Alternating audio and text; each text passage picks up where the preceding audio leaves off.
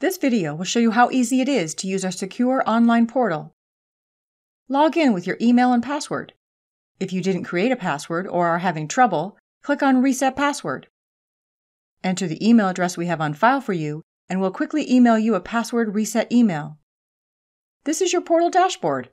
You'll find any personal messages, your current balance, and your scheduled classes and any events.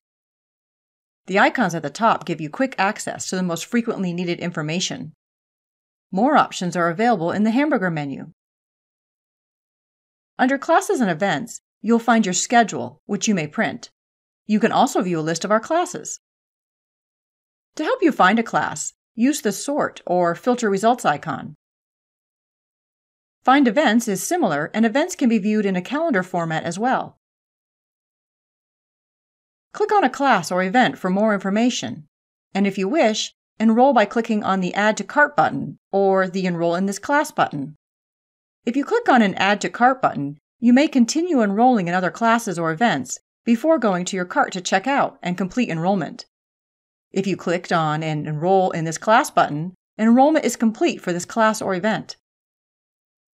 Under Billing and Payments on the menu, you'll find information on your students, where you can quickly see the number of enrollments, absences, and skills.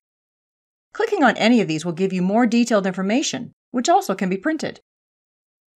You'll find quick links under Billing and Payments for your payment information and your transaction history. You may sort, filter, and print your transaction history. You may view your contacts we have on file and edit them if needed. Your information is found under Settings, where you can also reset your password. You can view our policies, and if you wish to see when you agree to them, you'll find a record under Messages on the hamburger icon menu. Any messages we send you can be found here and can be viewed by clicking on the message. You may send us an email by clicking on Contact Us. Thanks for logging in.